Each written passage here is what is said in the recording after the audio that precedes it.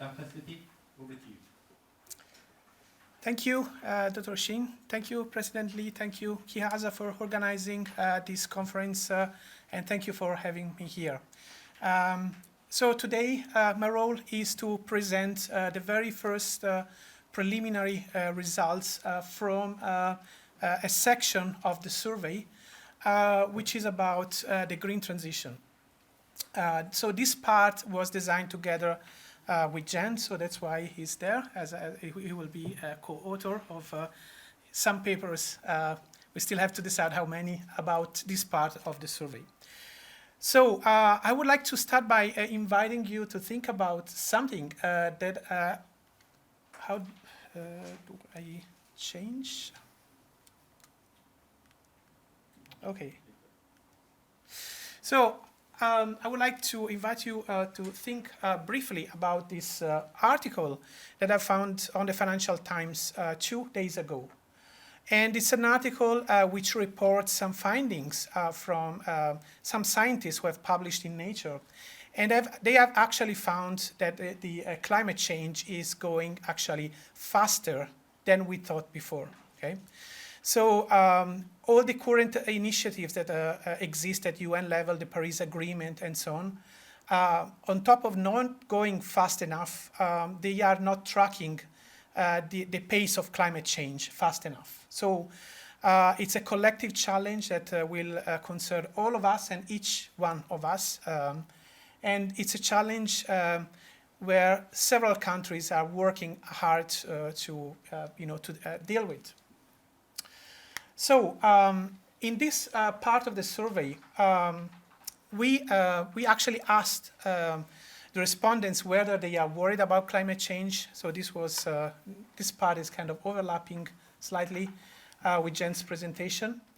And there were also other questions. Unfortunately, we didn't get the results from Korea yet. It would have been very, very interesting to compare the results from Europe with the results from Korea. We will have them very soon, and looking forward to jump into the data as soon as we get them.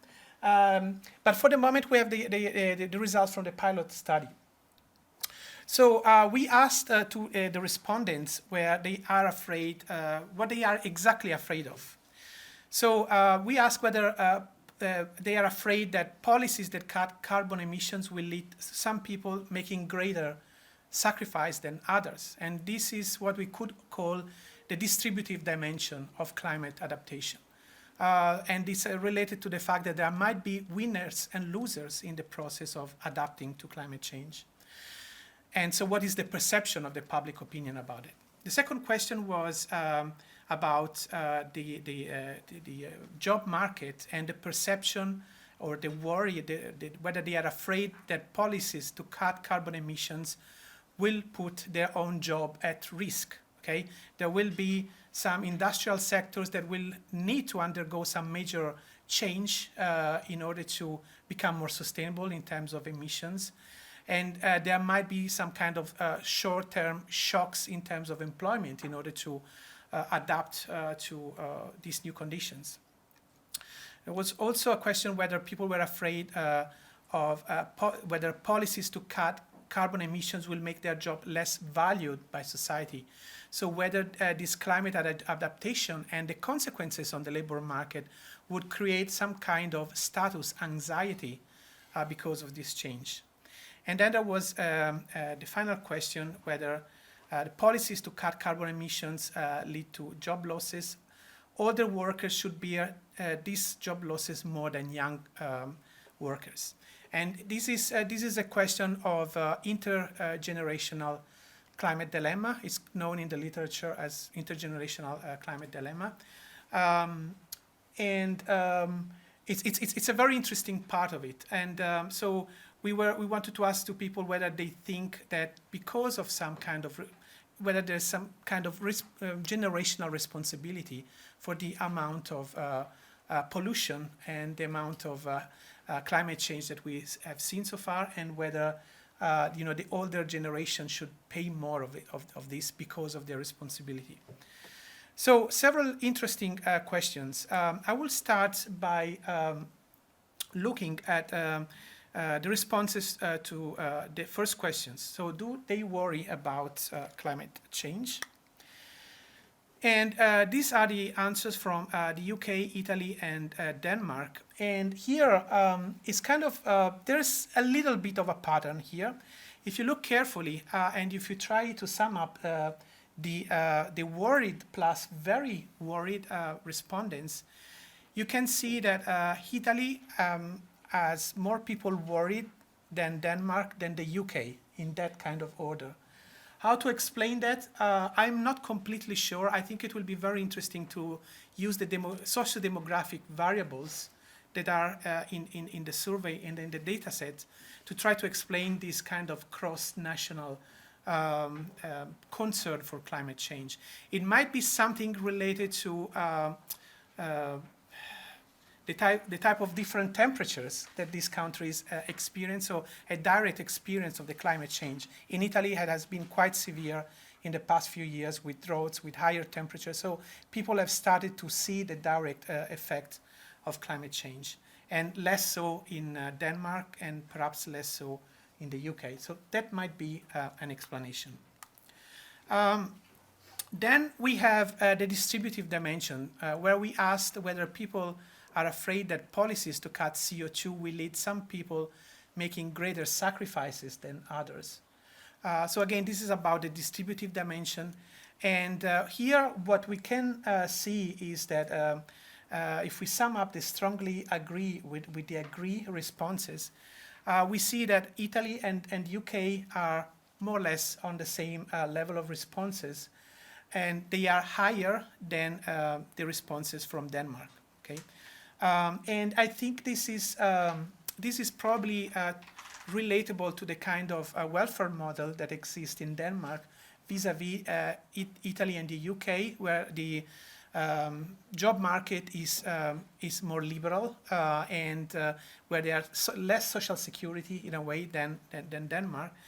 And so people worry more about the possible adaptation to climate change and what that might mean in terms of jobs or in terms of costs to their own lives. Then we have the question about the democratic dimension of climate change.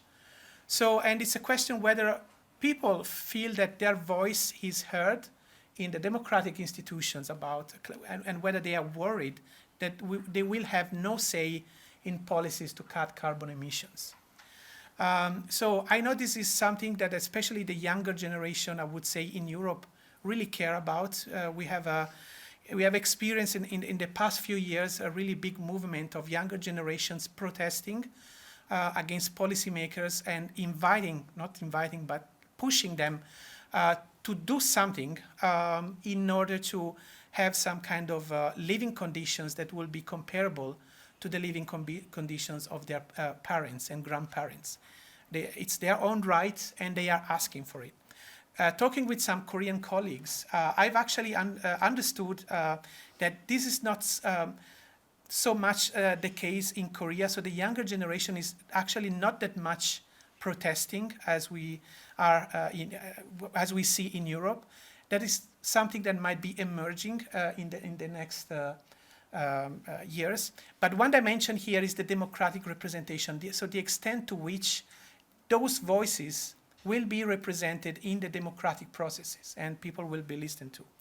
If we look at the descriptives, and especially if we focus on the strongly agree plus agree, we see that UK, the responses from UK have a higher responses to strongly agree than Italy, than the UK. So for some reason, in the democratic representation process, it looks like this anxiety for democratic representation is higher in the UK than in Italy than in Denmark. I'm not sure. I mean, we are talking about a pilot data, so this might change with a bigger sample. But I think it will be interesting to see some of the predictors in the data set, what could explain this kind of difference across countries. We then look at the job market dimension, and we ask people whether they are afraid that policies to cut carbon emission will put their own job at risk. And the people that are more anxious about it are the people from UK, and if we look at the responses from Italy and DK and Denmark, they are roughly at the same level. So again, this is, I think, something that might be related to the type of job market and the kind of social security that there is, and the political economy of the welfare state that we have in these countries, and the kind of anxiety that people might have if they don't have a safety net in case, you know, this adaptation have direct consequences for their life. Yeah. And then we have the dimension of status anxiety. We might have people that become more and more concerned about, you know, the fact that climate adaptation will mean that their job will be less valued because maybe it will be replaced by something, I don't know, more sustainable production, or yeah, whether there's this kind of anxiety. So here we see a little bit of a more mixed picture.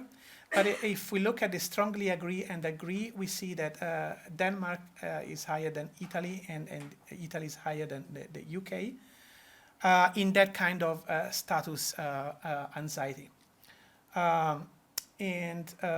Yes, so again, there's a lot to look into with this data. I'm really anxious, really looking forward to see what are the results from the other states, from Korea, from the US, from the other European states, and see, yes, what explains these patterns. Yes, there's also one question on the intergenerational dimension, whether people are afraid that cutting CO2 leading to job losses. In this case, older workers should bear the cost of job losses more than younger workers. And here we see that the portion of the respondents that either agree or strongly agree are more or less at the same level in Italy and the UK, and they are higher than in Denmark. Yes, again, there's a lot to study and to interpret here. Now, there is another part to this. How many minutes do you have? Sorry, left. Take your time. We have okay, time. We have time. Sorry, I'm not so good at tracking time. So there's also an experimental component to this part of the survey. So with Jen, we actually designed 3 different experiments. One is a conjoint experiment, and then we have 2 randomized controlled trials. So the conjoint experiment will actually look at the labor market policies for climate adaptations. So we ask people whether they would prefer certain policy packages more than other policy packages, what kind of options. And these are options that look at, for instance, fair pay, fair commuting distance, and respect for professional competencies. So we have different combinations of these dimensions in different policy packages, and we will be able to find out what kind of compromises the people will be accepting in order to have a job in case of job loss for the green transition. Then we have 2 randomized controlled trials. And these 2 randomized controlled trials look at 2 basically topic related. First, to individual attitudes towards transnational climate justice. And the second experiment is about individual attitude towards intergenerational climate justice. Okay, what do we mean by that? So the first experiment on transnational climate justice, we have just pre-registered the experiment with the Open Science Foundation. And so, you can see from that map, world map on the right-hand side, that different countries pollute and produce CO2 levels to a very different degrees. So there's also an issue of responsibilities. There are some countries that pollute much more than others, And there are some countries that pollute much less than others and still suffer the consequences of climate change. So we wanted to explore this issue, which revolves around the notion of responsibility for climate change and equitable ways to share the cost of climate adaptations across countries.